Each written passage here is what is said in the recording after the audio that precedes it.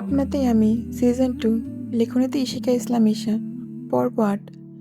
পিট পিট করে চোখ খুলে নিজেকে রুমে পেয়ে চমকে উঠে বসে রিদি। আশেপাশে সবাইকে দেখে স্বস্তির নিঃশ্বাসে তাকালো দাদির দিকে। রিদিতা, তুই ঠিক আছিস দিদি ভাই? দাদির কথা কানে পৌঁছতেই ঝট করে পাশে পেরে জড়িয়ে ধরে নাজমা চৌধুরীকে। নাজমা চৌধুরী অবাক হয়ে বলল, কি হয়েছে রিদি? তুই বাইরে কি করছিলি, তাও এত ভোরে? আর বেহুশ হলি কীভাবে? উনি উনি কে উনি? দাদি বলল। অভি চিন্তিত মুখে তাকিয়ে আছে রিদির দিকে। রিদি ভয়ের কারণে কিছু বলতে পারছে না, ঘাবড়ে আছে অনেক। রূপ রিদির ভরাত মুখ দেখে পাশে বসে এক হাতে জড়িয়ে ধরে বলে, তুই কিভাবে এই পা নিয়ে গার্ডেনের বেঞ্চে বেহুশ হলি? তুই গার্ডেন পর্যন্ত এই পা নিয়ে গেলি বা কিভাবে? রিদি চমকে ওঠে। গার্ডেন? সে তো করিডোরে ছিল, আর সেই ভয়ঙ্কর রাক্ষসটা এসে তার সামনে দাঁড়ালো। এরপর এরপর কি হলো কিছুই মনে নেই। কিন্তু সে কিভাবে গার্ডেনে গেল?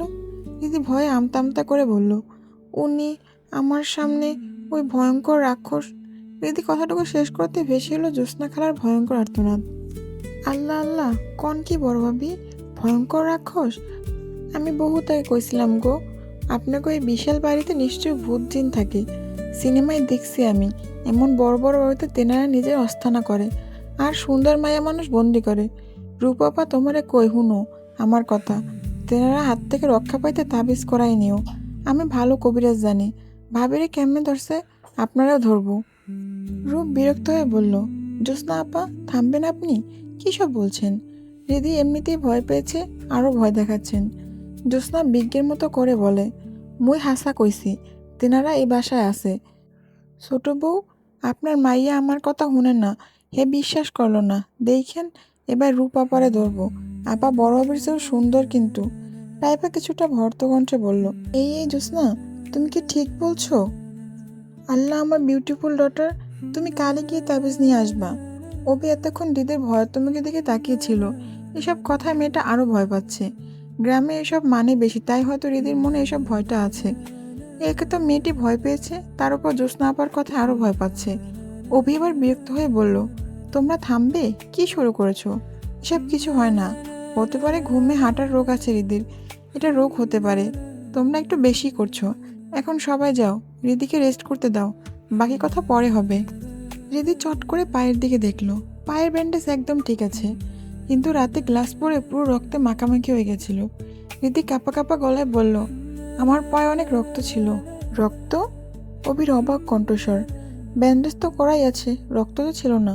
তুমি হয়তো ভুল ভাবছো রিদিতা। রিদি ভয়ে জ্বরসর হয়ে বলল, গ্লাস পায়ে পড়ে আমার পা থেকে রক্ত বের হচ্ছিল, তখন তৎক্ষণিক জ্যোৎস্না আপা আত্মনাদ শোনা গেল। রক্ত দেখছেন? মুই কইছি, আপনারা আমার কথা শুনলেন না। অবি বিরক্ত হয়ে আবারও কিছু বলতে যাবে, তার আগে নাজমা চৌধুরী ধমকে বলে, জ্যোৎস্না, যা তোর কাজ কর। তোমরা সবাই যে যার কাজে যাও, আমি আছি রিদির কাছে। নাজমা চৌধুরীর কথা জ্যোৎস্না আপা বিড়বিড় করতে করতে চলে গেল। এরপর সবাই বের হয় রুম থেকে। নাজমা রিদিকে শুয়ে দিয়ে রিদির মাথায় হাত বুলিয়ে বলল, এখন একটু ঘুমাতো রিদি, আমি আছি তোর পাশে। ঘুম থেকে উঠে তোর সব কথা শুনবো, এখন রেস্ট কর।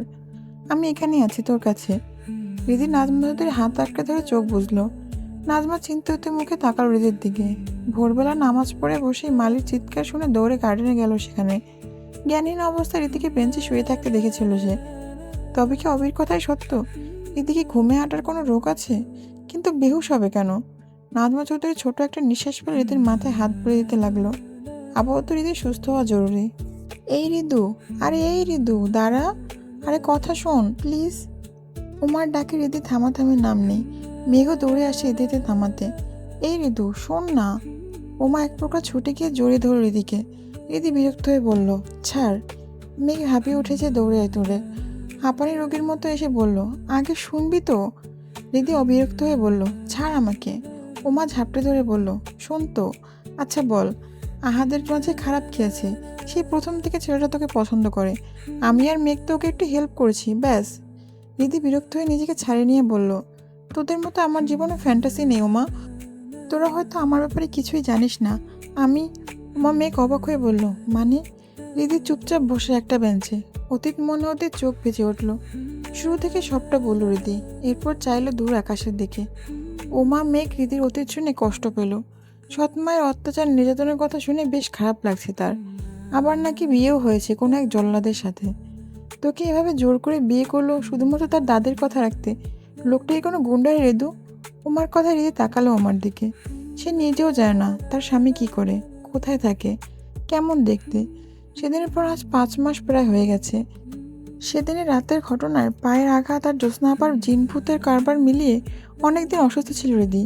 যদিও এতদিন জানে না সে রাতে আসলে কি হয়েছিল, কীভাবে সে গার্ডেনে গেল। সত্যি কোনো জিন নাকি তীব্র নামের রাক্ষস ছিল। এরপর ধীরে ধীরে ভয় কাটিয়ে স্বাভাবিক হয়ে উঠেছে হৃদি। আর এই 5 মাসে তীব্র নামক মানুষটির কোনো খোঁজও পাওয়া যায়নি। দাদিও যদি অনেকবার খোঁজ করার চেষ্টা করেছে কিন্তু পারেনি। এটা নাকি সে প্রায় করে। হুট করে একদিন এসে মাসের পর মাস গায়েব থাকে। এই ঋতু কি ভাবছিস? মেঘের কথা ঋতুর ধ্যান ভাঙলো। মেঘ আবারও বলল, এই ঋতু, তোর এর বর নাম কি রে? কি করে, কোথায় থাকে? ঋতু স্বাভাবিকভাবে বলে, আমি জানি না, দেখিনি, তবে নাম জানি। কি নাম রে?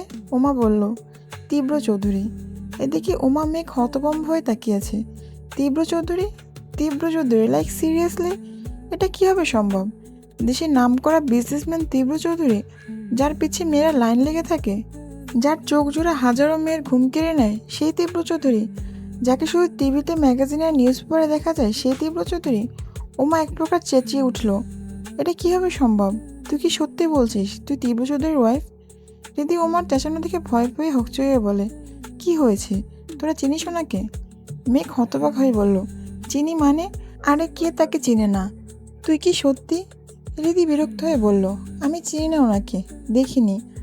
তাছাড়া আমার 18 বছর হলেই আমাদের ডিভোর্স হবে, উনি নিজে বলেছেন। আর বাড়ির সবাই বলে আমার মতো মেয়ে তীব্র চৌধুরীর সাথে যায় না। আমি যেতেও চাই না ওনার সাথে। আমার শুধু আমার মায়ের ইচ্ছে পূরণ করতে হবে। আমাকে পড়াশোনা শিখে ডাক্তার হতে হবে।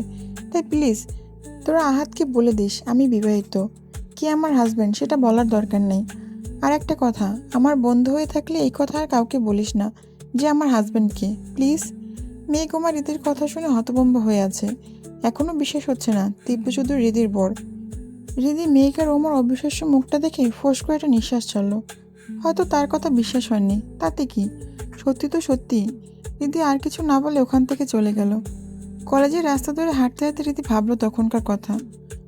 আজ সকালে রীতি কলেজে ঢুকতেই কোথা থেকে ওমা ছুটে এসে বলল, এই ঋতু চল চল, মেঘের কি যেন হয়েছে।